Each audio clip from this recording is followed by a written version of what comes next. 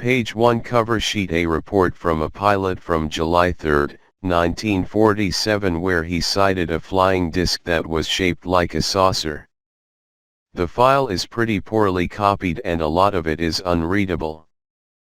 Page 15, a newspaper clipping from the Oregonian, of which Dick Rankin tells of an odd aircraft. He stated, "I hesitated to say much about them until I noticed all the hullabaloo in the papers. I puzzled over their strange shape for a while and finally concluded that they were the Navy's Net XFSU-1 flying flapjacks, which are thin and round with twin propellers and stubby tail. The Navy, though, has announced that only one was ever built and it had never been airborne, or even left Connecticut for that matter." He also stated that they were flying around 2,000 feet at about 300 to 400 miles per hour. He could not make out any identifying number or distinguish any wings or propeller. Page 22, an article from July 8, 1947 that states that a serious situation may develop in regards to these flying saucers. It also states that their mission is peaceful and are not here to excarnate the people of Earth. Also, if we fired upon these ships, we would certainly be disintegrated by their beam/ray-like weapons. Page 35, on July 30, 1947 at around 9:10 a.m. MST Lieutenant William G. McGinty was flying over Grand Canyon, Arizona, when he saw two round objects which he said were moving at inconceivable speeds heading straight downward. He stated that they were gray and that they looked circular at around 8 feet in diameter. Page 44, Office Memorandum. United States Government General Skoljan, Chief of the Intelligence Branch of the Army Corps Intelligence, stated that the Air Corps has taken the attitude that every effort must be taken to run down flying discs and to determine if they are in fact a real threat. The research he has come across with the help of top scientists has determined that they may be celestial in origin and are mechanically devised and controlled. All personnel that come in contact with these objects must be thoroughly interrogated by Skoljan and scientists as well as a picologist. Also stated is that these flying discs are not in any way connected to the Army or Navy or other experiments. File 2, page 5, talk of the Roswell UFO crash and how it was in fact a weather balloon. These statements don't quite match up with others though. They never really got their stories straight. Even in this memo it states that it's just an everyday weather balloon, but they transported it to Wright Field for further examination. Why would they investigate a weather balloon at a military base? Page 18, newspaper clipping titled "Seen in 36 States, Jet Fighters Alerted," that deals with UFO saucer sightings in the Northwest. Military aircraft were deployed with photographic equipment and searched the skies over Pacific Coast states looking for flying saucers that were being reported for 12 days by many witnesses, the most reputable being aircraft pilots. Many other news articles follow. Page 69, Office Memorandum to the Director of the FBI, September 2, 1947. Principal source of information's name has been removed. Mr. Blanked Out, the executive director of the Blanked Out, said that he and his wife and another Blanked Out neighbor were outside on their porch at around 9:30 p.m. on August 19, 1947 when they saw an object traveling at a terrific speed. Approximately 10 minutes after the sighting, all three of them witnessed similar objects rapidly flying in around the same direction in the form of a triangle. After that there were 3 more and then 5 or 6 more, all proceeding in the same direction. After calling the Twin Falls local police department, 3 officers on the scene observed 12 UFOs fly overhead. The detective and the other witnesses all attested that they could not have been meteors or comets. They flew on a straight line and did not drop or reduce speed in any way and flew in formations. Page 76, Pilot's statement of multiple UFOs flying in and out of formation. Flying over the Cascade Mountains on June 24, 1947, the witness was flying at 9,500 feet on a clear evening when a surprise flash caught his attention. Thinking he was too close to another aircraft, he quickly looked around to discover 9 aircraft flying towards Mount Rainier in AV formation. At first he assumed they were just jets or some type of military aircraft.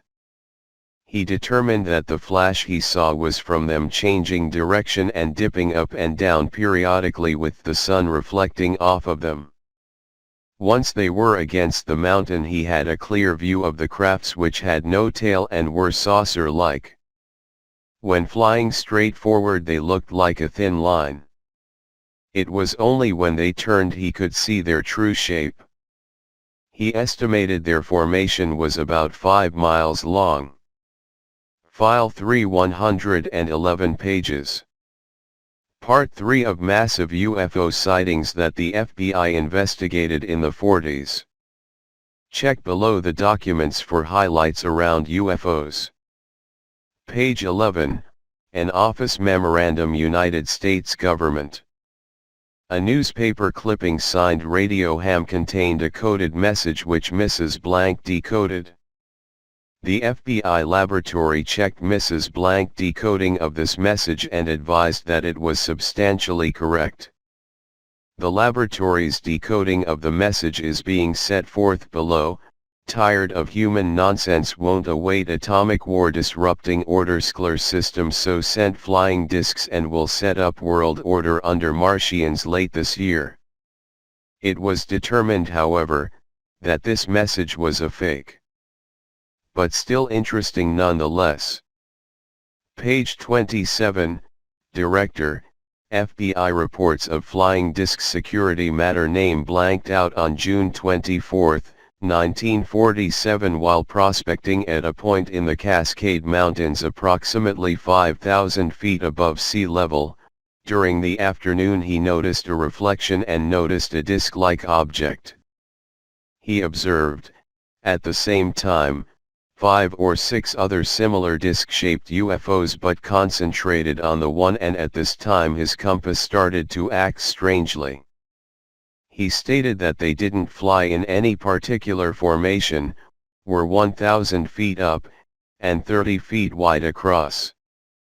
The man was a credible witness according to the document, and when he returned to town noticed others had also witnessed the object. This is the reason he contacted the Army. Page 71, as a matter of security these flying discs are being investigated.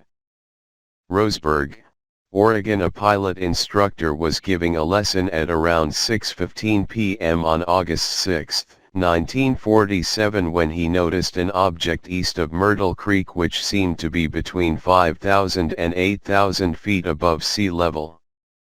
It was a very clear night and visibility was excellent.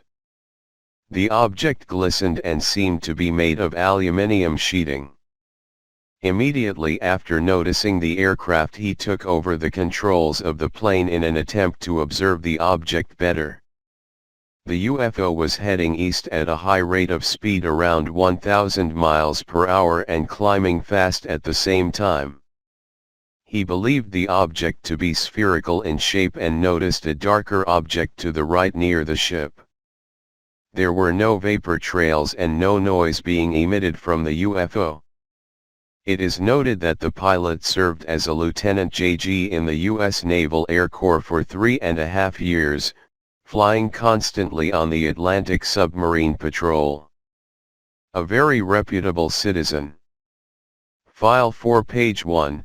Flying saucers reported from 39 states, but seem to be concentrated here. City is baffled by dazzling display of spooky discs. The strange things that have been in night skies since June 25, were over Birmingham last night. On one thing everyone who has seen the mysterious objects agree: they are round, saucer-like. After that every story differs. Each of the hundreds of callers who reported witnessing the baffling sky demonstrations here last night had a different version of what they say. Some said the objects were large, some small. They were moving at great speed. They were suspended in the air. There was sound along with their movements. They moved noiselessly through the black sky. They were at great distance from the earth. They had fallen to the ground. They were in perfect formation. They were colliding with each other. But whatever the things are that set the nation along since the first reported 12 days ago by a man in Washington state, they definitely were over the Magic City last night. It seems, in fact, that more Birmingham residents saw the objects than in any other place. Page 2, Director, FBI September 27, 1947. While driving between Ellensburg and Seattle, Washington at around 3:30 p.m. on May 5, 1947, the man sighted a silver object flying across the sky. It was also seen by a convict chauffeur and another unnamed person. This object went into a nosedive and they thought it would crash. The witnesses were about 20 to 30 miles away from the object when they sighted it. They stated the object was traveling at an excessively high rate of speed, and when it disintegrated it was still a long way from the Earth. Page 20, the Bureau was requested by the Air Force's intelligence to assist in attempting to arrive at an explanation of the above phenomena, flying saucers. The Air Forces indicated that the alleged sightings of flying discs might have been made by individuals of communist sympathies for the purpose of causing mass hysteria in the United States over the fear of a secret Russian weapon. Along with these reports, there are many more newspaper clippings that deal with UFO sightings, as well as many witness accounts of UFO sightings.